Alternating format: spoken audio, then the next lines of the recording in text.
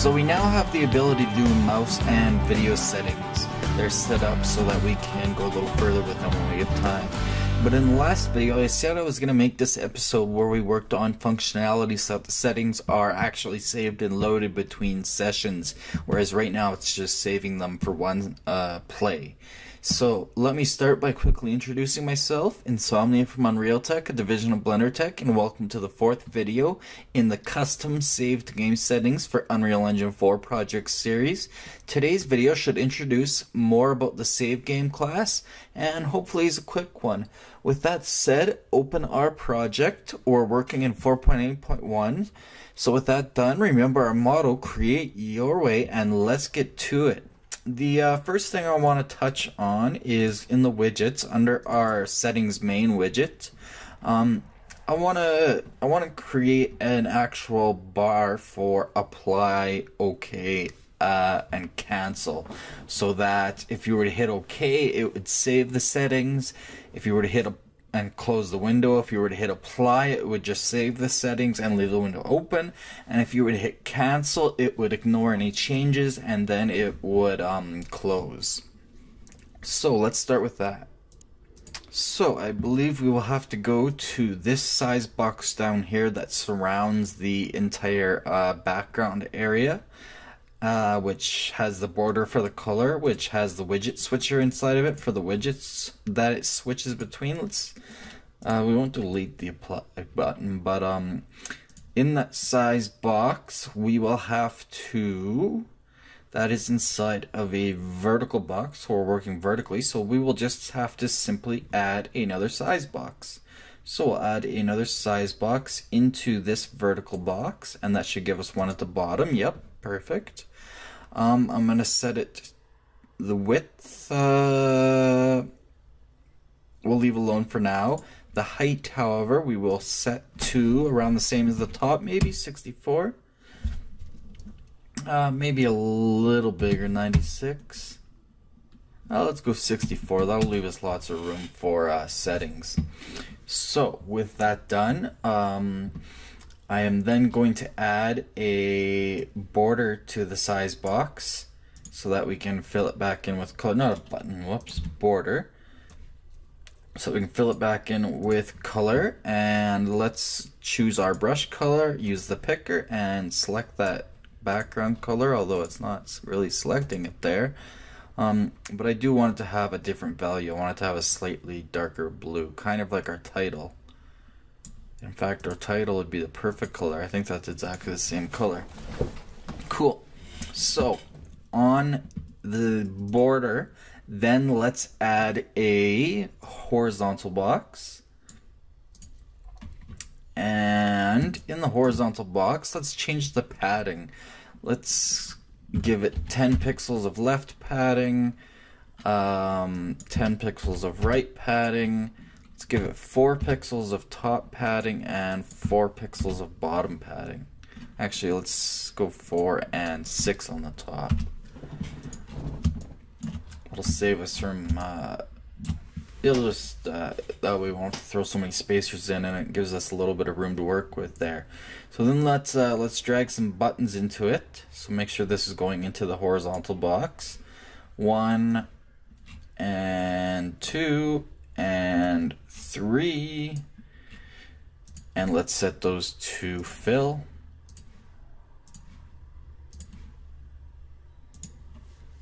And those are quite big, so I am going to take this horizontal box and I'm going to right click and I'm going to wrap with a size box, which we already had made. So let's set the width override in this case to, no, I just ruined this now. I think.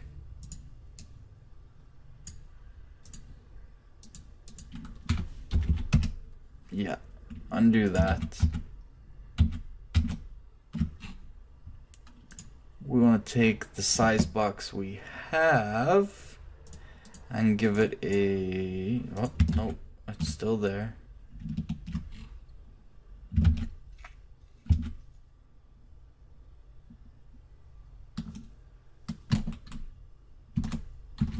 Alright, looks like I'm just gonna have to do it manually, so I'm just gonna have to take the horizontal box and its buttons, cut, delete size blocks, paste them in the border.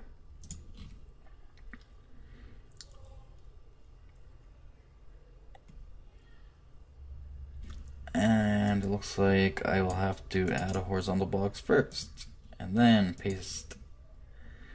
Just turn into a mess, of course. Delete that button, and this horizontal box we can move somewhere else, and that should fix it. No. Great. Take that and drag it onto the border. There we go. Okay, now we can delete that horizontal box. Take the size box, we'll give it a width override of, and set it to fill. No, that's not going to do it either. We will need to size the size, well, should be able to just size the horizontal box, so I'm going to cut that again and add another size box. Set, I'll paste in there. Okay, we'll just redo that then. So we will set a horizontal box into the size box there. There we go, and we'll set its width override to, let's see, let's try like 300-ish. And that's not gonna work, it looks like.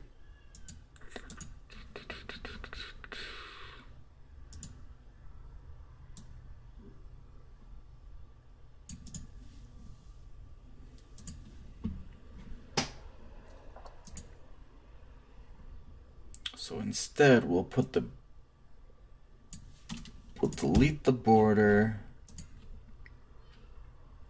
So just have the size box, and we will start with a horizontal box. Yes. And inside that horizontal box, we will add a border,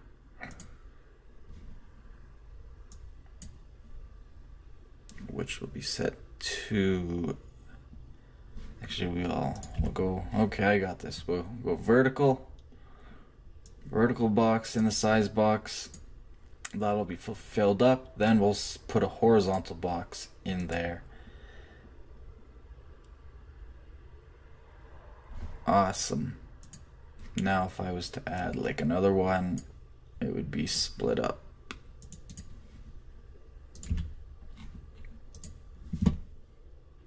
Let's see, horizontal box in there. Yeah, perfect.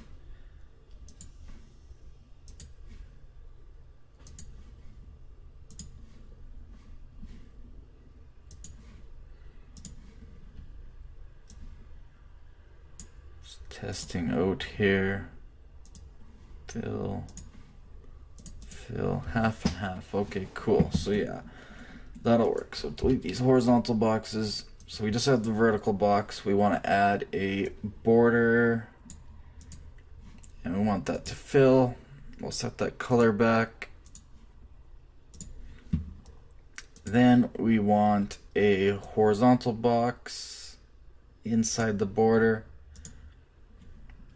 And then we want another horizontal box inside of it, followed by another horizontal box inside of it.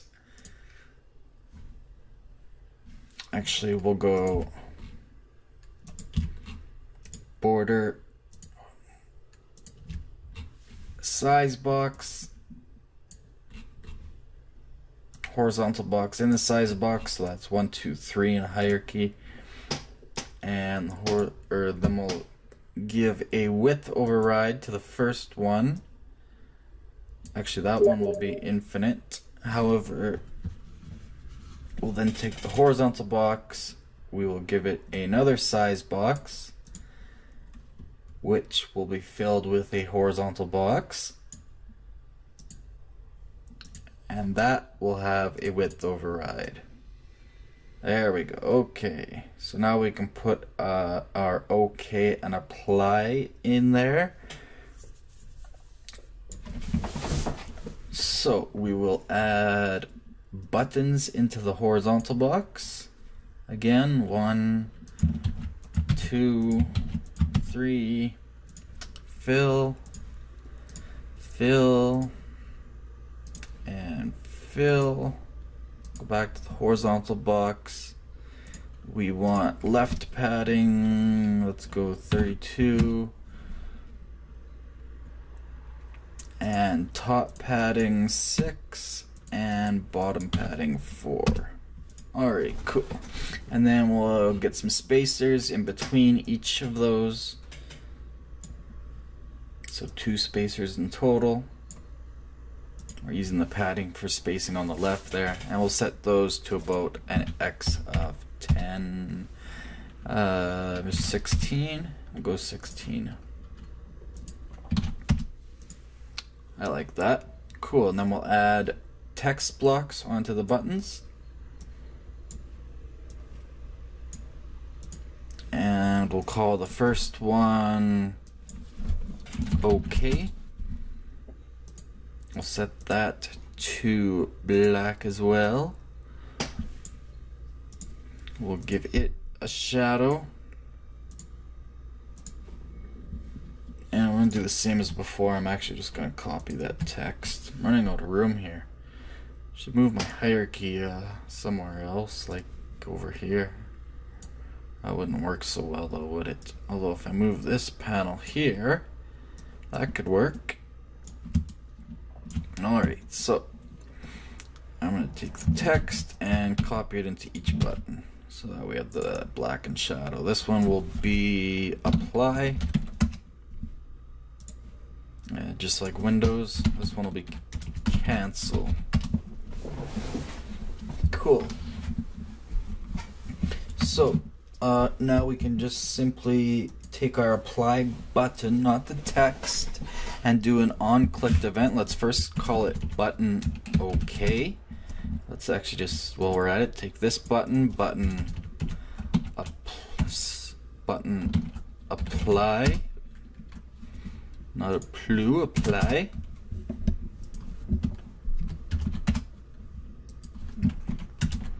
Oh yeah, I already have an apply button, right? So we'll call that button underscore apply, and we will just copy its logic. And cancel, button cancel. Alright, so we'll take the OK button, we'll go on clicked, and let's drag this down, and let's go find our on clicked button apply. Bring that down, because we'll be stealing its logic. I'll just set settings. So on clicked button OK, we will do the same thing where actually OK won't be setting the settings. OK will just be it'll be saving them. Remember, we made the save, so let's drag off of our game settings as a getter, remember, and then let's go, what did we set it as? I think it was save settings. Yes, call function save settings, so that'll save all our settings as in a slot. Then it'll give us a reply as a print message if it was good or not. And then let's go back into the designer. Let's grab the cancel button because we'll use that for all the closing. So let's do an on clicked for that. So on clicked button cancel we'll put up in the next square in the grid, and that one will call. Remember how I said we were going to start taking some of that crap from the first person character and move it into here? We're going to start with that now. So let's add a yeah, let's do it up here. Let's go custom event called close settings, or let's go close screen. We'll make another one called open screen.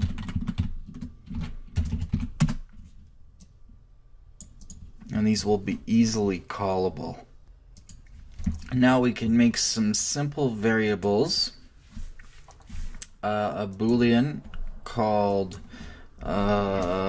b is screen open, and let's drag that in as a setter on close and open.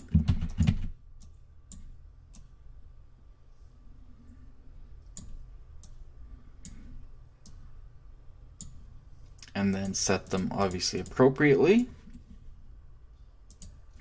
And then again we can do the same thing. We can get player controller.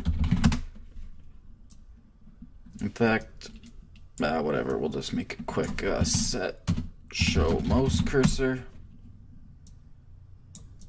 When we open the screen, we want it to be shown. When we close it, we want it to not be shown. False. Target player controller. Connect the execution chain. And then we will obviously set input mode. Set input mode game and UI, and that will allow mouse over events also. And then set input mode game only. And the target for that is the player controller. I'll give it a little rewrote node there. And the same with that one. And the widget to focus will be itself, so it should be fine. And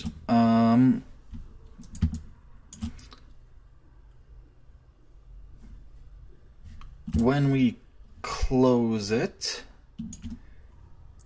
we want to make sure, well, let's create an event dispatcher so that we can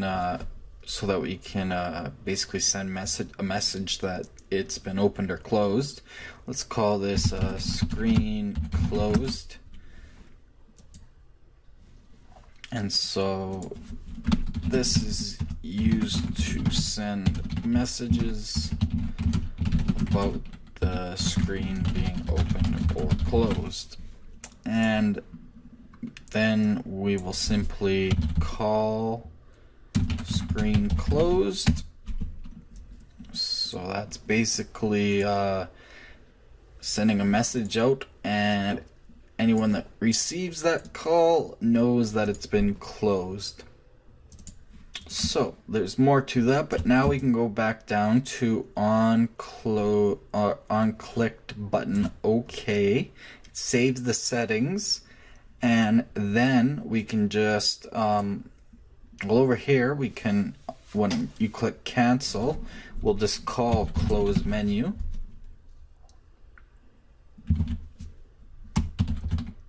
Close screen, whatever the heck I named it. And we'll just connect it like that as well. So it closes the screen after you hit OK, but it saves the settings first. And then we need our apply. So let's take our apply and on clicked event, and let's bring it over here into the next square. Bring our game settings up a bit. So all we need to do is the same as before, set settings. Oops. Well, it's a good thing I opened up that anyway, because we will be working in it. And we can get rid of the little hello. So it sets the settings, but it doesn't do anything else. However, we want to still save them. We want to save them, but we don't want to close the screen. And I'm going to show you guys a little widget trick here. The whole reason I made this in a one giant root container, as you can see the vertical box root. that holds everything in. So first of all, let's delete our button apply. So again, make sure your vertical box root is a variable, and make sure its anchor is set to the perfect center with an alignment of 0.5 and a pivot of 0. Now let's go to our graph and let's go under event construct. We want event tick, and we want a branch. Let's promote that condition to a variable called drag window. Not using my usual drag window. If that's true, then we take our root vertical box as a getter. We want to get slot as canvas slot. And we want to take that and get its position, get position. That'll allow us to get its exact position in X and Y coordinates of vector 2D. Remember, we were working with vector 2Ds. Then we want to add vector 2Ds, so vector 2D plus vector 2D. And then we want to subtract vector 2D minus vector 2D. And we're going to need to bring everything down a square, or 2 maybe. We want to subtract this top one. We're going to promote to a variable called mouse lock previous. So wherever the mouse was previously, which we will set. And then the bottom one, we want to do a make vector 2D. And the X and the Y will be a neat little trick called get player controller. And then take the return value and get mouse position. Which one is it? Get mouse position scaled by DPI.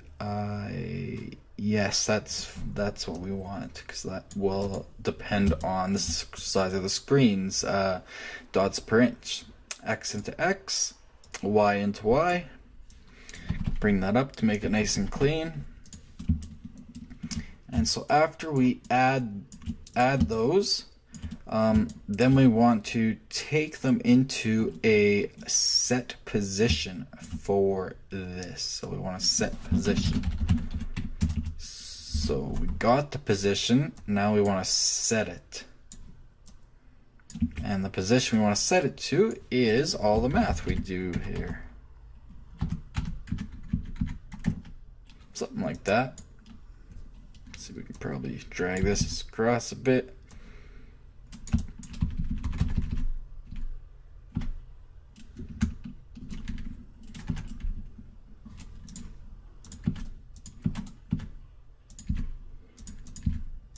Alright, I'll give that a little rewrote.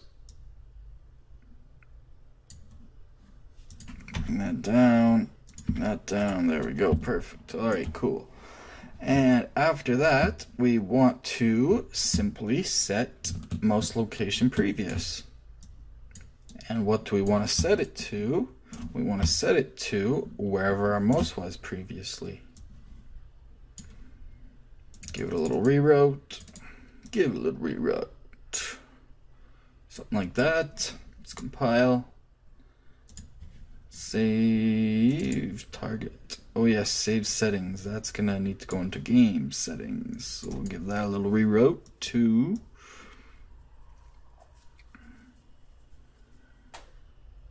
it's kind of cramped, but whatever. Compile, save everything. Let's test that little trick out. So let's hit play. What was our F9? Right. Okay, obviously that is not, it's kind of what I wanted. Let me check my math here. Oh, because obviously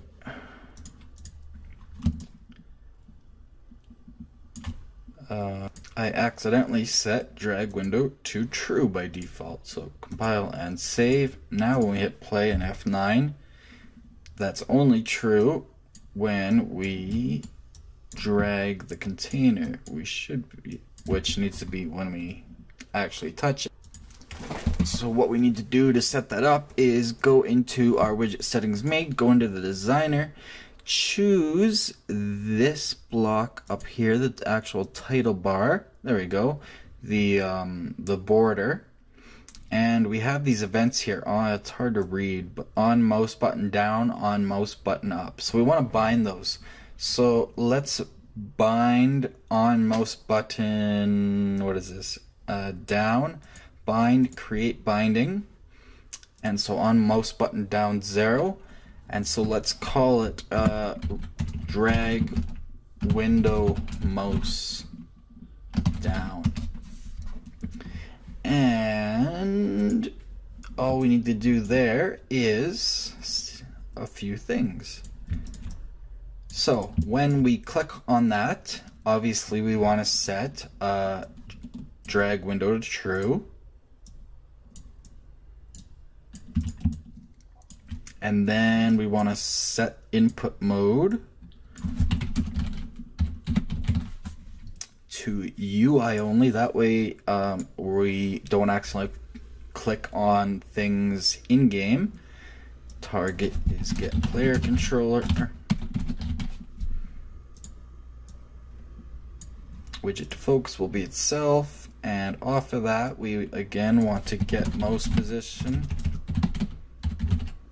scaled by dots per inch, and we want to make a vector 2D off, well, not off of there. We want to set previous mouse position right there. We want to make it off of mouse location previous, X and Y again.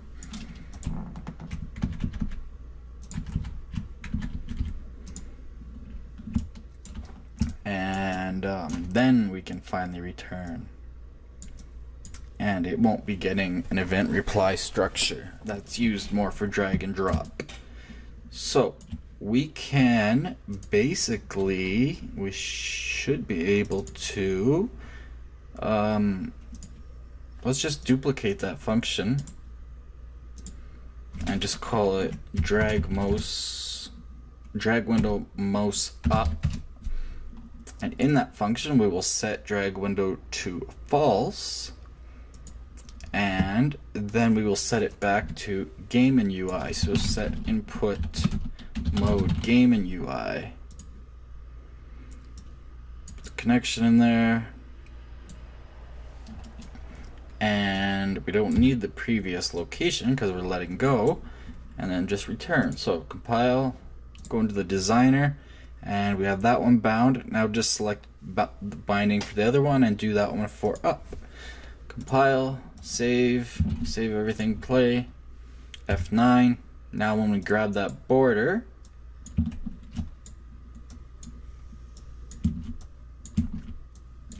it's apparently not gonna like that. On mouse button down.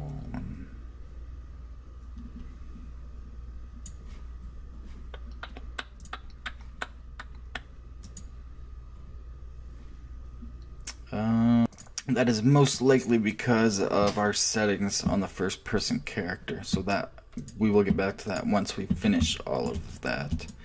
So going back, yes, we also, before we call screen closed, we need to take our game settings, get it, and we need to settings. We need to set settings.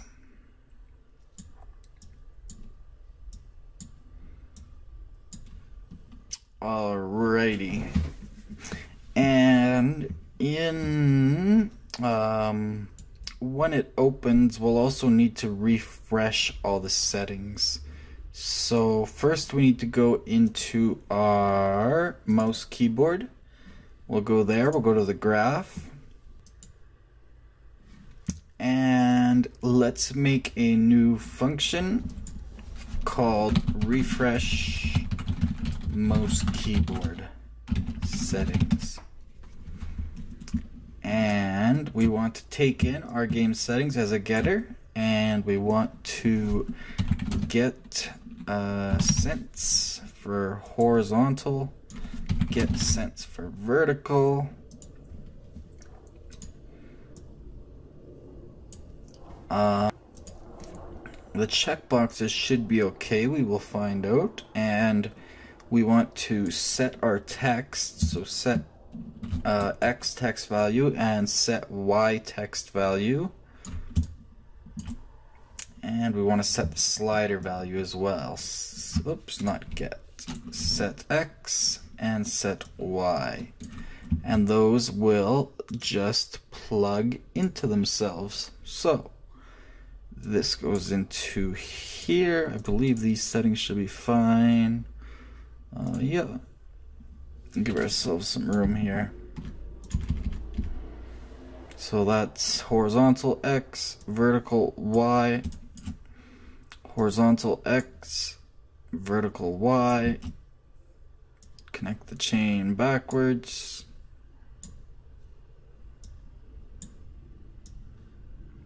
Perfect.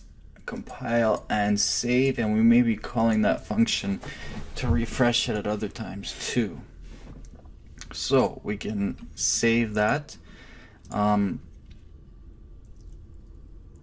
We'll start there. Maybe we'll do the video later. So let's go to widget settings main. So we want to, when the window is opened, we want to we need to get a, where is our, we got our widget switcher, where is it? Widget mouse keyboard, get, and then we can call the refresh mouse keyboard settings. Perfect, and we'll have to do the same for video and custom and everything else. So compile, save everything else. Now we need to go into settings, save, and I think we need to do some settings up in our save game class. Actually, I think we may be good. Let's see, save everything and play. So F9, we'll go to input. We will change, oh, we forgot to bind, oh, we never did that one, right? I told you guys could figure it out. So I'm just gonna set the X to say 65. I'm gonna hit apply. As you can see, it applied the settings. It didn't close the menu. I'm gonna hit OK. It saves the settings. I'm gonna hit cancel. That won't close it because we didn't set that up properly yet. So we need to go into our first person character. Where are we? First person character under content. And we need to do some fixing up. So let's start fresh here. So on event begin play, we get settings, we set it to our game settings. After that, then let's create our settings main widget. So just drag it up, and we don't want to add it to viewport, however. And we can probably get rid of all this. Just get rid of it all. We'll keep the F9. So, what we can do is, this is gonna get really long, so let's actually take this and this and this over, bring event play over, move those over some more. Let's do a sequence. Hold down S and click. Sequence 0 will be that. Make a nice clean setup here, and then 1 we will actually add it to the viewport. So let's just copy this, copy paste, and then we want to promote it to a variable. We'll call it our settings screen. Actually, settings widget, or just W settings And we will go off that and add to viewport.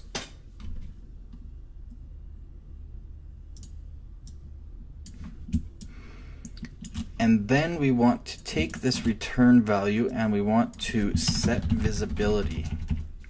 We want to set it to hidden by default. And then connect that right up. Make sure it's set to hidden. And then we're going to do a neat little setup here.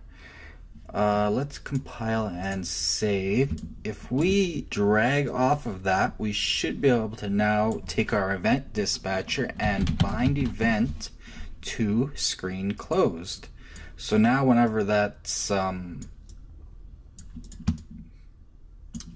whenever an event happens, it calls the other. So that event will be a custom event.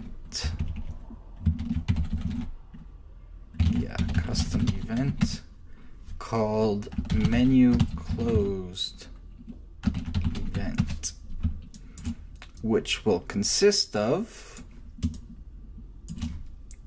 simply set game paused to false, because what we're going to do is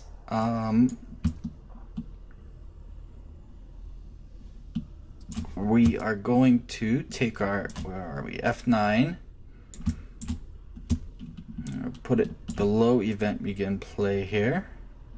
We'll put F9, we're going to also do escape, and you can replace these with input actions, obviously, to be more professional, but we're going for speed. We want a branch, and we want each of the press to go into there, and we want to grab our widget settings as a getter, and we want to get is screen open, get B is screen open as our condition. So if the screen is open, true, then we call our close menu function. The function that closes the menu, close screen. So we'll put a little rewrote in there, and if false, then we call our open screen to open up our menu.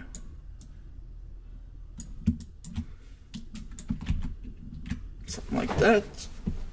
Awesome. And when we open it, we set game paused. You could do this in the widget too if you wanted, but this way we get to bind that event and then we unpause it, but we want to set that one to paused.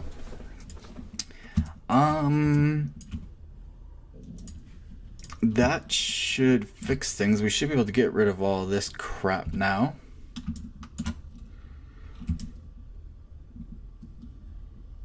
Yeah.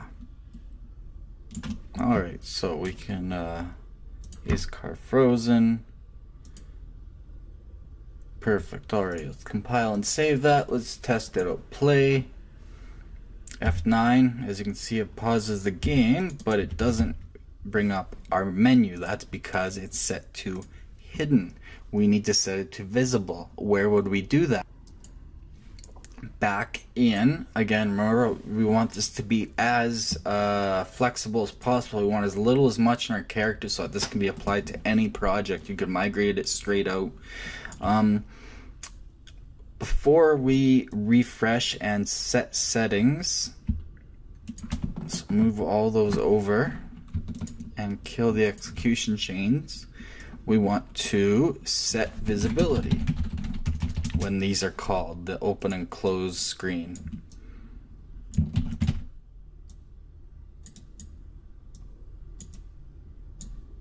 And so when we open it, it'll be visible. When we close it, it'll be hidden again. Alright, so compile, save everything. Play. F9 opens up our screen, Look at that, my 65 is still there. I can change it to a 17. I can apply. I can hit OK, it'll close it, it'll unpause, everything's back. F9. I can set it, I can apply, I can cancel. Just like that. Cool. So that all works. So what next? Oh, I didn't test if the drag and dropping would work. No, it still wants to be a bugger. You can see it's removing the mouse cursor.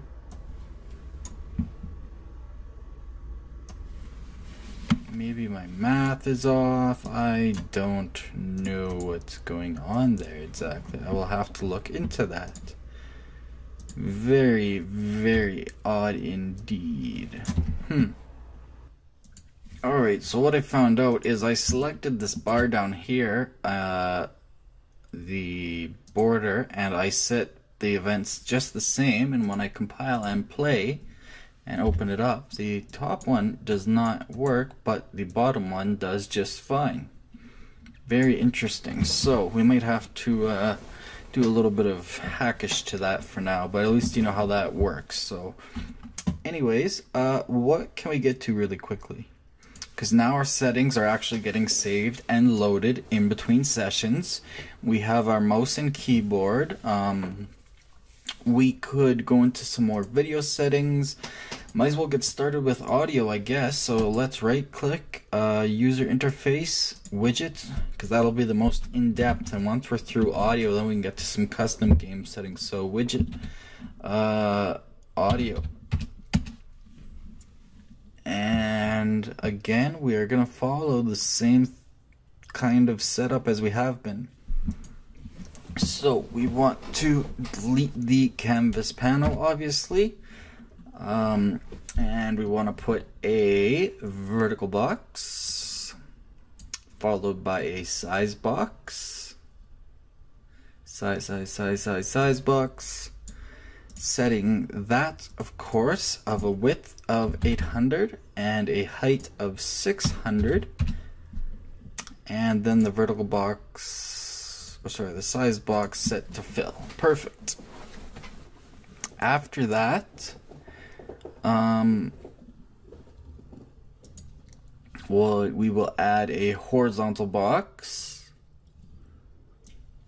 into the size box.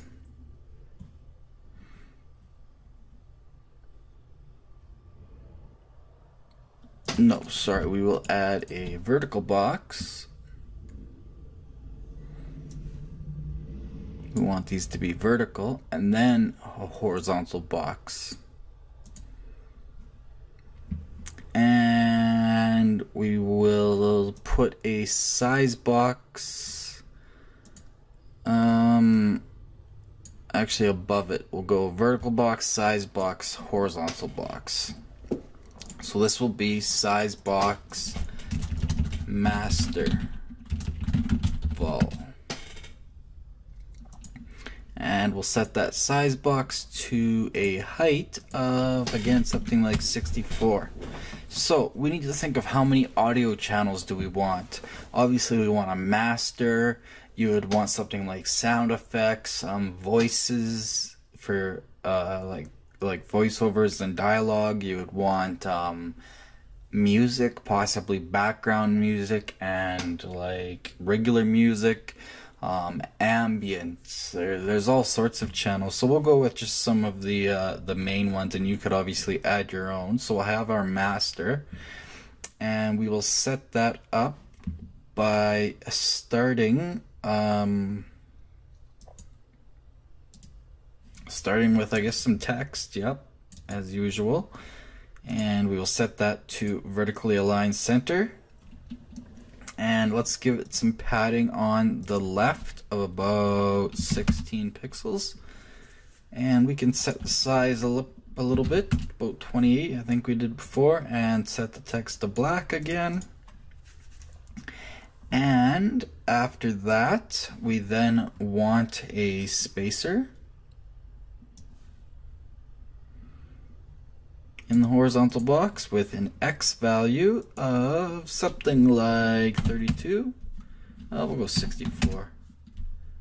maybe even more, 128. And then let's add a slider in again into the horizontal box. And after that, let's add another spacer so that we can set it to the size we want. So let's put a spacer in the horizontal box. Let's set its X to something like 128.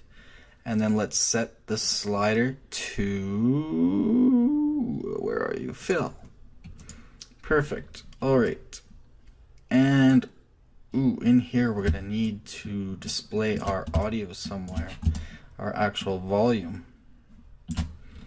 So first of all, let's set this to master.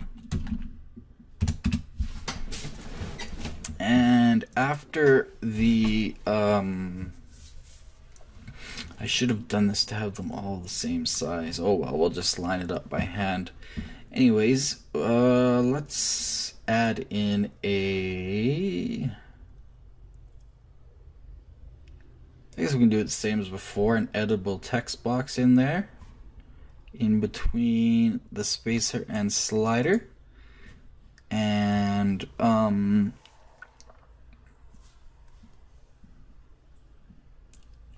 let's take a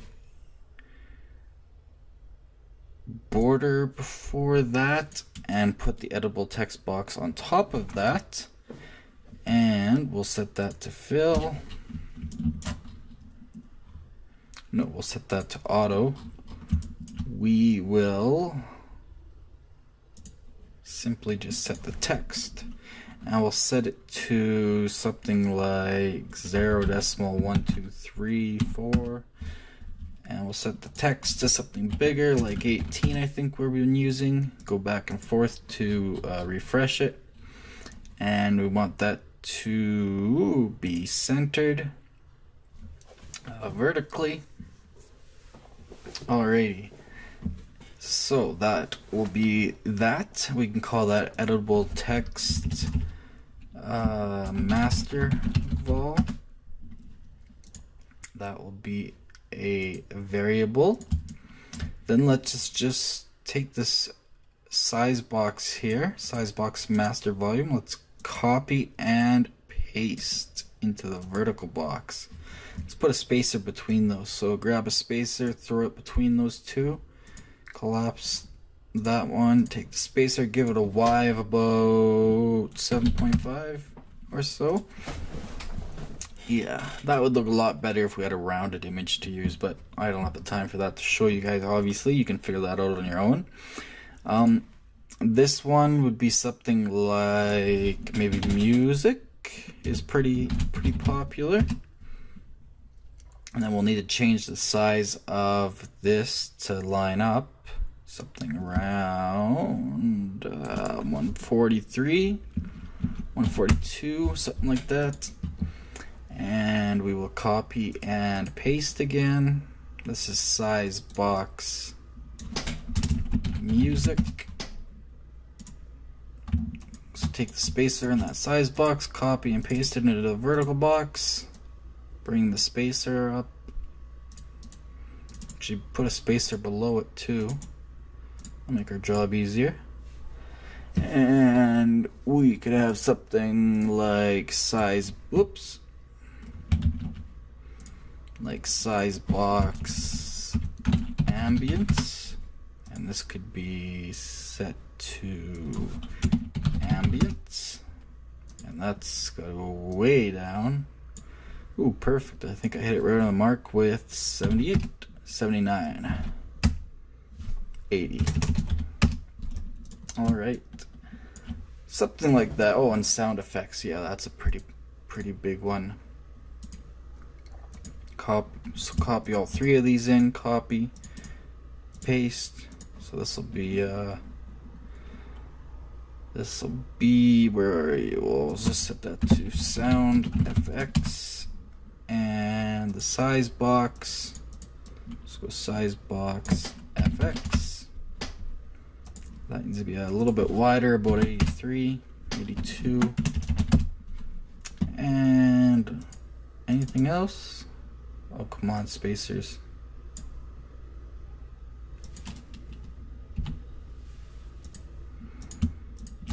Probably go with dialogue as well.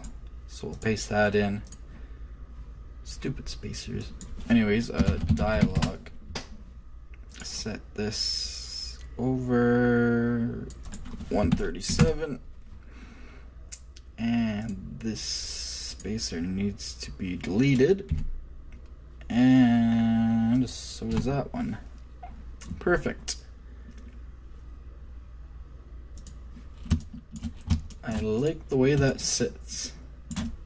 Although that could use some spacing in there. Maybe throw a spacer in between all those. That would take too much time right now. But you can see obviously how that goes right on the edge of it. So what we need to do in this one, we'll see if we have time. The first, as always, is of course on event construct. We get settings, game instance, promote our game settings,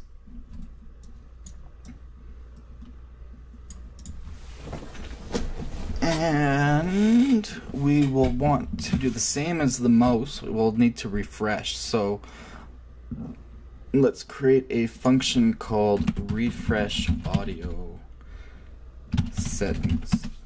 We'll get to that later, but let's put it out there and let's just not connect it to remember that we need to finish it. Alright, so what we need to do is there's a lot to this one because we need to do for every single slider, but we'll start with one and see if we can't make it easy. So we'll start with the master. We'll take the slider, we'll go on value changed as usual. Oh, we didn't name the sliders either. Slider master. I'll finish one off here and then you guys can do the rest, and then I'll show you how to actually set it up in game. So slider master, we did set the editable text box. Okay, cool. So when that changes, remember we're working with 0 to 1.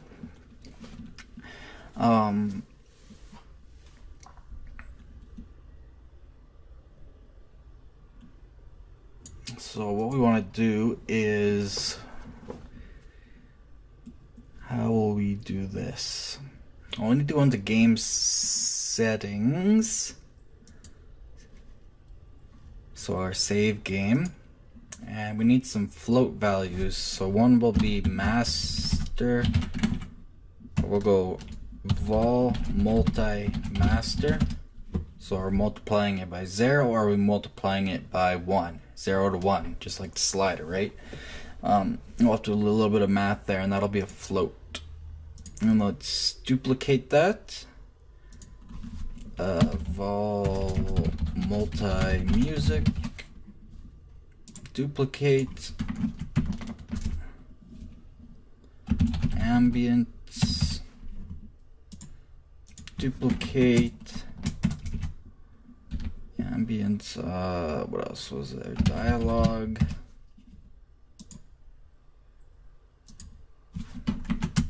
and FX. Alright, so compile and save that. And we want those to default to 1.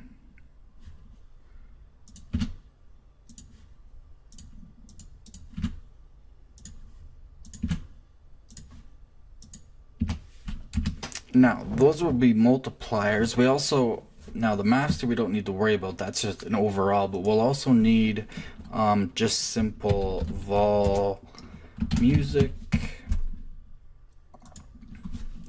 vol ambience, vol dialogue, vol FX. So this will allow us to actually get the value after to apply. So those can remain at 0 since they will change according to the sliders.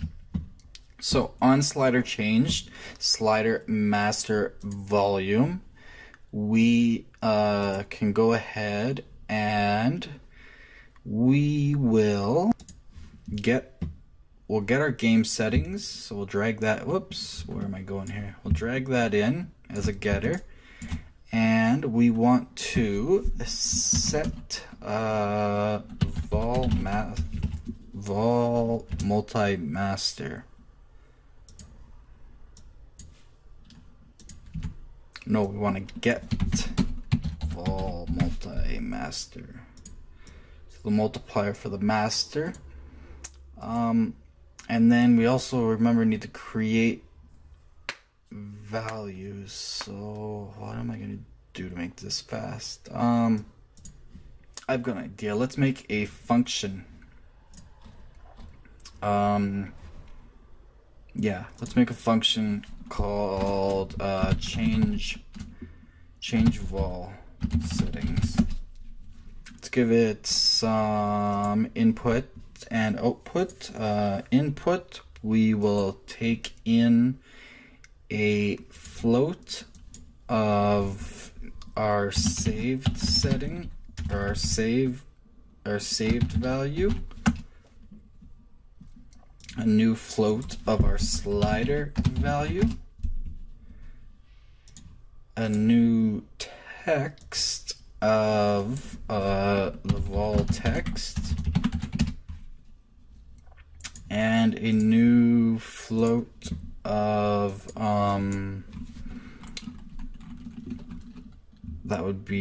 that's our text, new vol. Perfect. Compile that and save. Go back to the event graph. Let's drag that in. Now what we can do is I can simply make this easy by just right clicking on saved value and connecting it to the master, and then take the slider value and right click, promote to variable, and call that something like vol master slider value. And the same with the text, right click, promote to variable, which we'll call something like vol master text.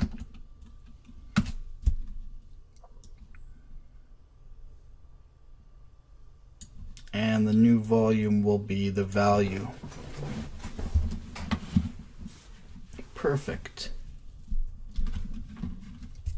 So then we can just connect that up to that. What else? We also want to take our function and we want everything except for the input to pass by reference.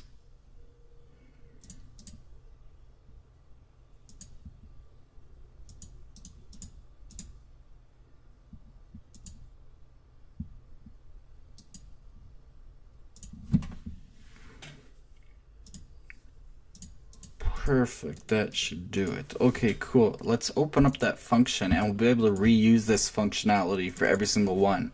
Instead of going for all of them, we can reuse the functionality. So what we want to do is, since we're using references, let's start with a set float ref.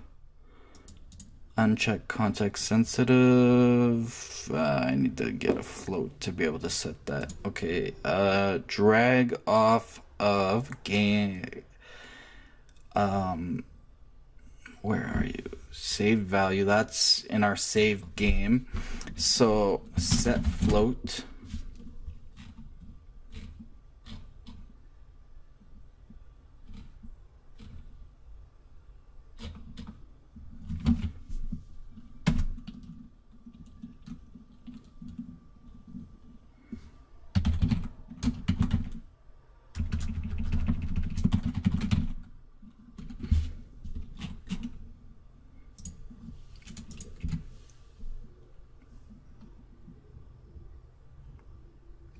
no, we need to take in the volume first.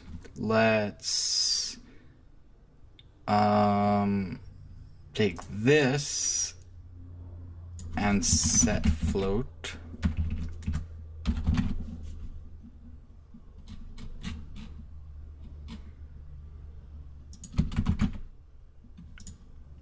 Okay, why can I not think?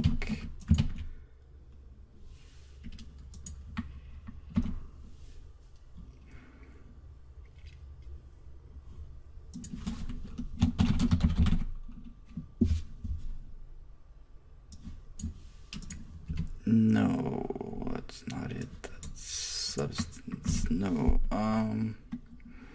Okay, well, we'll take our volume. We will max. Remember, that chooses the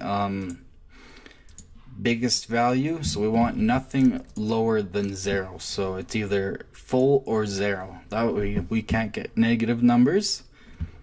And then we want to take this and we want to clamp it between 0 and 1.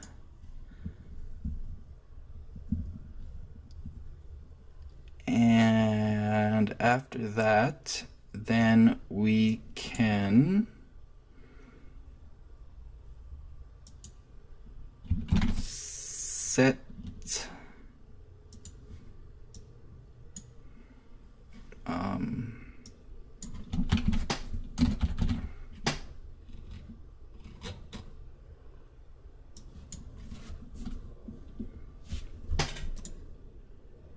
to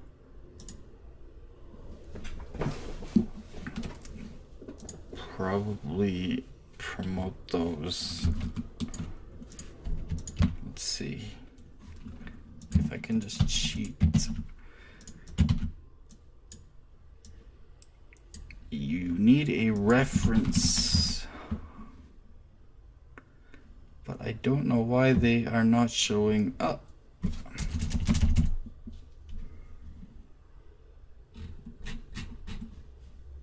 Oh, it's because I have context sensitive turned off. So you take your value and then you just set ref.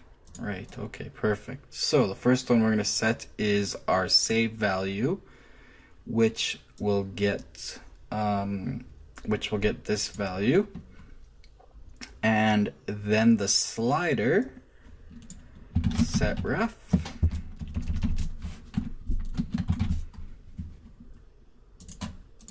We'll get this value.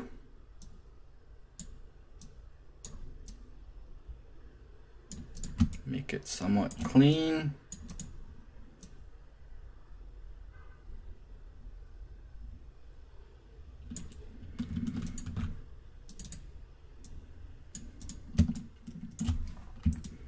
And then we also take that max and let's do a toText. And then take our text, vol text, so that's what we're going to display, and set ref. And its value will be that, and we'll set that. And we don't need to return that. This is a void function. So compile and save. Go back into our event graph. So that's all plugged in. Perfect.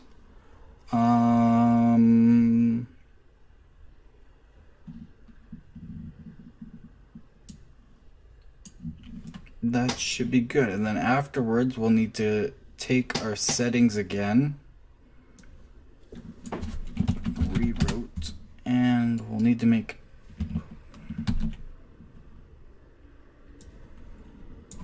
rewrote.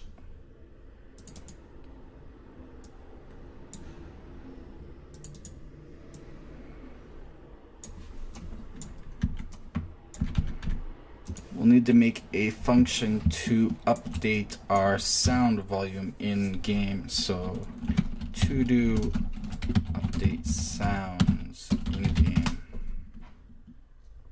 So that'll be a function that comes off of there. I don't have time to set it up now though, but we can at least check our values.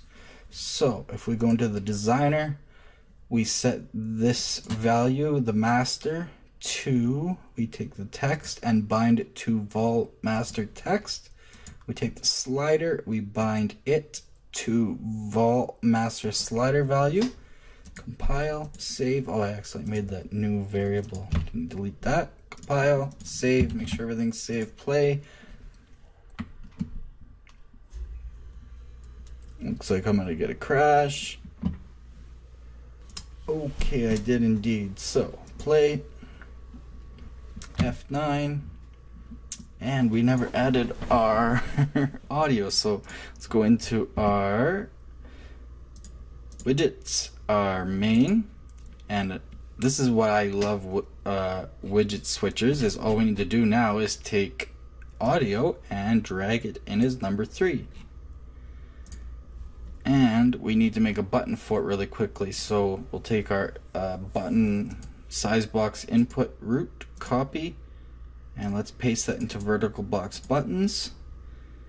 And we need to copy that spacer and paste it in there as well, and drag it up above the size box input, and this one is audio. And when this button is clicked, button audio, we set it to 0, 1, 2. So on clicked plus, where's our widget switcher?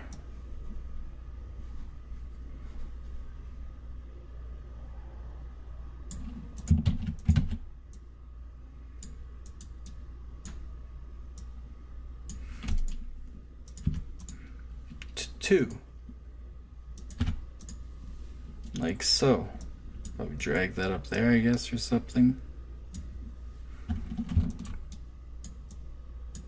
Alright, so compile, save everything, play, F9, maybe now have audio, so we can set our master, and that we're going to need to set a default value because that looks very ugly when it's clamped to 0.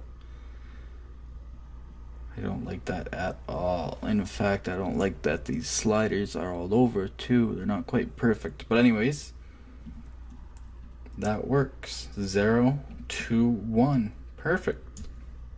Apply, if you would, and it gets saved. Perfect. Perfect. Now these I don't believe would get saved, but they don't matter anyway. Well, I guess they would. Cool. Anyways, or would they? In game possibly, but no, not. Oh, yeah, that's why we have to do set settings and save settings. So we will get to that in the next video, and we will also set up a new folder. Let's call this audio. This, like I said, this is the more in-depth one. Let's set this to green. Right click, go under sounds, and we're gonna need some sound classes. Master. We're gonna need sounds. We're gonna need a sound cue to play with, so just test cue. We'll need an enum called sound classes e underscore sound class is, and save that so that file doesn't get lost, or that folder doesn't get lost. But yeah, we'll get to audio in the next one. That'll be the most in-depth and also the coolest effect, at least until we get into anti-aliasing and shadows and stuff. But anyway, and custom stuff. But thanks again for watching another episode from the team here at Unreal Tech, a division of BlenderTech.com. If you enjoyed this video and learned something, please like it, and don't forget to subscribe for more videos. We're on social media on the links on your screen. If you disliked this video for some reason, please tell us why so we can continually improve our videos based on your community input. We also take requests, so we'll see you next time. Remember, create your way.